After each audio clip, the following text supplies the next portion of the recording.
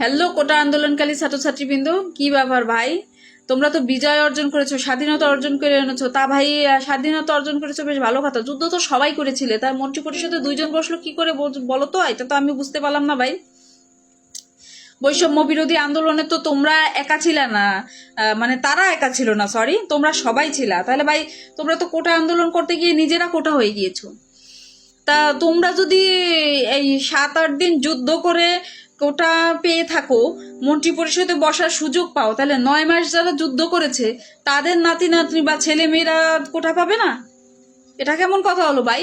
তোমরা যদি 4-5 দিন যুদ্ধ করে কোটা পেয়ে মন্ত্রী পরিষদে বসার যোগ্যতা পাও, তাহলে তারা এত যুদ্ধ করে বিদ্ধ হয়ে গেছে, তাদের তো আর এখন সুযোগ সুবিধা দরকার নাই। দরকার কার? তার ছেলে মেয়েদের বা নাতি নাতনিদের। বা ধরো দরকারই নাই, কিন্তু তোমাদের দরকার। আরে এই যে মন্ত্রী পরিষদে বসছে যে দুইজন, লিডিং করছে দেখে ওরা দুইজন বসবে। আর তোমরা আন্দোলন করো নাই, তোমরাও তো ছিলা। এখন নিজেদের প্রশ্ন আসে না? ওরা নিজেদের কি করে তোমাদের লিডিং দিছে ঠিকই, তোমাদের মাধ্যমে তোমাদের মাথায় কাঁঠাল রেখে ওরা কাঁঠাল খাইছে, আর আঠাটা তোমাদের মাথায় রেখে গেছে। এখন দোষ সবার, তোমাদের। এই পরিস্থিতি কি ছিল নাকি? প্রথম তো তোমরা যখন আন্দোলন করেছিলে, তখন আমাদের মাননীয় প্রধানমন্ত্রী কি বলেছিল? তোমাদের অনেক রিকোয়েস্ট করেছিল যে আদালতের রায়টা আসা পর্যন্ত তোমরা অপেক্ষা করো। ততক্ষণে তো কোনো লাশ পড়ে নাই, তখন তো ঠান্ডা হয়ে গেছিল। ওই জায়গাতে আবার ঘি ঢেলে, ওই আগুনে ঘি ঢেলে উস্কিয়ে দেওয়া হয়েছে। একবার নিজেরা চিন্তা করে দেখো, তোমাদের উস্কানো হয়েছে, সেই ঘি ঢেলে তারপর আবার রাজপথে নামানো হয়েছে। তখন তোমাদের গুলি করা হয়েছে, বা তোমাদের নিজেদের, যাই হোক, একটা কিছু করা হয়েছে, তো ভুল হয়ে গেছে। এখন সব হাতের বাইরে চলে গেছে। তা ভাই, মরলো, যারা লিডিং করলো তাদের তো কিছু হইলো না। ও, আর তোমাকে বলছি, তুমি মন্ত্রী পরিষদে কি বুঝে বসেছিস রে তুই ভাই? তোর কি যোগ্যতা আছে? হ্যাঁ, নাহিদ ইসলাম নাকি? আর তোর নাক টিপলে এখনো দুধ বেরোয়? তোর বয়স হয়েছে মন্ত্রী পরিষদে বসার মতো? অভিজ্ঞতা আছে? আমাদের তো বাংলাদেশে কোনো চাকরি করতে গেলে অভিজ্ঞতা লাগে, পূর্ব অভিজ্ঞতা আছে কিনা, অন্য জায়গায় চাকরি করেছে কিনা। বা তাহলে তোর কি অভিজ্ঞতা আছে রে ভাই? আর তোর কি যোগ্যতা আছে তুই আমাদের মাননীয় প্রধানমন্ত্রীর ব্যাপারে বলিস, নাম ধরে বলিস শেখ হাসিনা?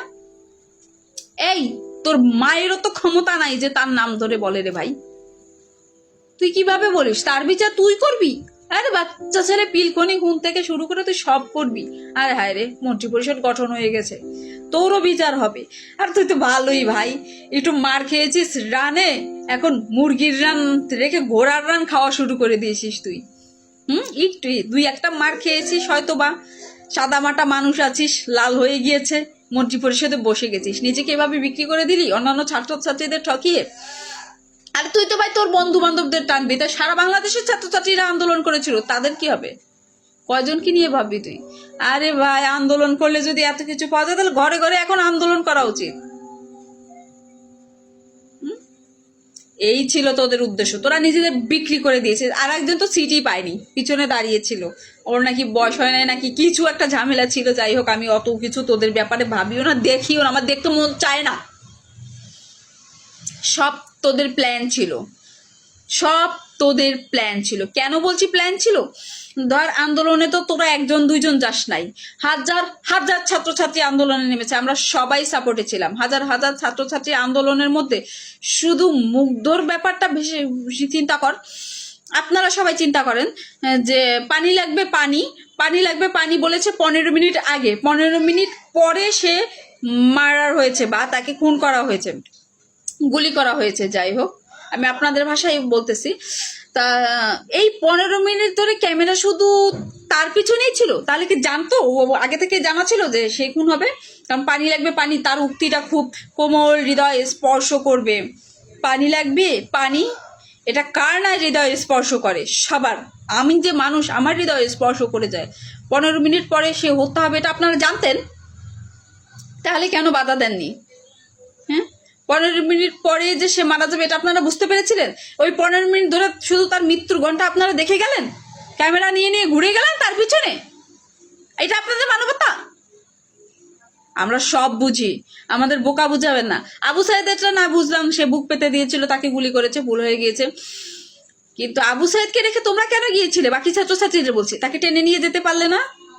সবাই সবার বুক পেতে দিতে পারলে না? হ্যাঁ, আর মুগ্ধর ব্যাপারটা তো সম্পূর্ণই মনে হয় আমার ষড়যন্ত্র। আর ছাত্রছাত্রীদের বলছি, তোমরা খেয়াল করে দেখবে, সাধারণ ছাত্রছাত্রীদের মধ্যে তোমরা তো সবাই সবার পরিচিত ছিল না। সারা বাংলাদেশ যখন একত্রিত হয়েছে তখন অবশ্যই সবাই এক ইউনিভার্সিটি ছিল না। এক ইউনিভার্সিটিতে 4 কোটি মানুষের পড়া সম্ভব না।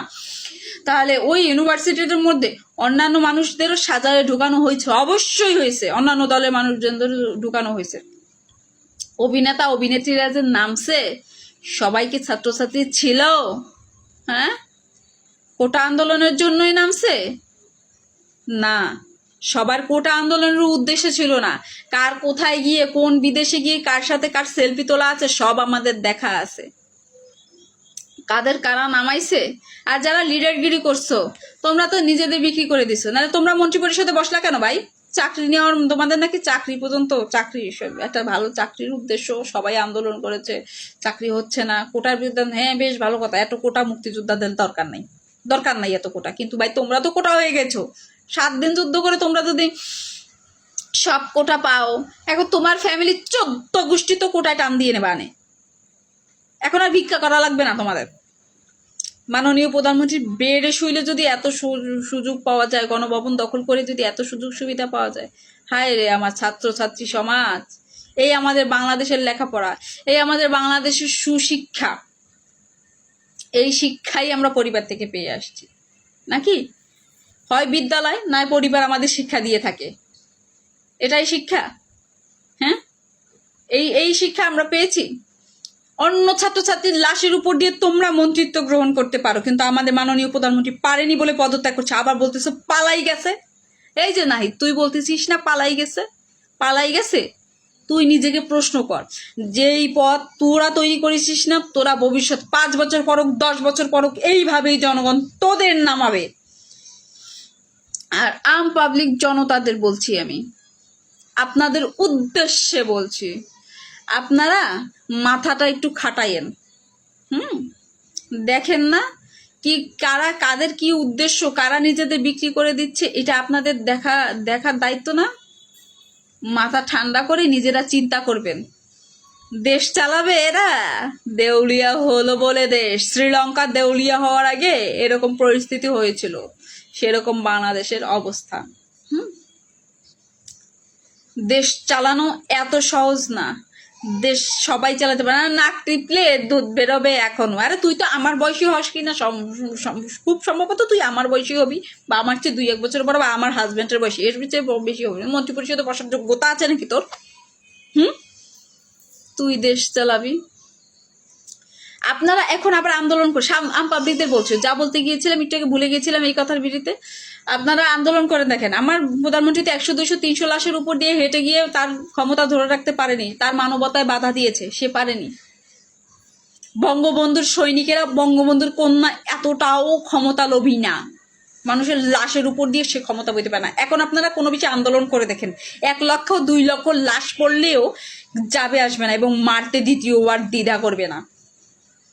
আন্দোলন একটা দিয়ে দেখেন, করে দেখেন। দেখেন না এই যে আওয়ামী লীগের আমাদের বঙ্গবন্ধুর বাঘের বাচ্চারা যে মাঠে নামছে না, দেখেন না এই বাঘের বাচ্চাদের বুকের উপর দিয়ে ওরা হেঁটে যাবে, কিন্তু পারবা না রে। এই বাঘের বাচ্চারা তোমাদের মতো মূর্খ না, নিজেদের বিক্রি করে খাই না আমরা। ভুল ত্রুটি মানুষের সব দা যেই চলে যায় তারই অপরাধ, দোষ, গুণ অনেক বের হয় জীবনে চলার পথে। এটা কোনো ব্যাপার না, দোষ গুণ থাকবে মানুষের। আরে যার গুণও বেশি তার দোষও বেশি। কোনো কাজ করলেই তুমি এটা করছো সেটা করছো, না করলে তো তার কোনো দোষ নেই। আরে মাননীয় প্রধানমন্ত্রী দেশ চালাইছে, দোষ হবে না? এত উন্নত, এরকম আমাদের বাংলাদেশের মতো নিম্নমানের দেশ এত উন্নত কে করতে পারতো এত দ্রুত? কারো ক্ষমতা নাই, কারণ বাংলাদেশে কিচ্ছু নাই, তেলের খনি নাই, এই কিছু স্বর্ণের খনি নাই, কিচ্ছু নাই যে যা দিয়ে দেশ উন্নত করা যায়। বাংলাদেশে আছে শুধু জনশক্তি, মানুষ, আর সেই মানুষকে বুকে করে গড়ে তুলে নিয়েই আমাদের মাননীয় প্রধানমন্ত্রী এইভাবে উন্নত করেছে আমাদের দেশ। দেখো নাই, মনে হয় যেন ভাঙার চত্বরটা দেখলে মনে হয় যেন আমরা লন্ডন আছি বা প্যারিসে আছি, কিন্তু না, ওটা আমাদের ভাঙা।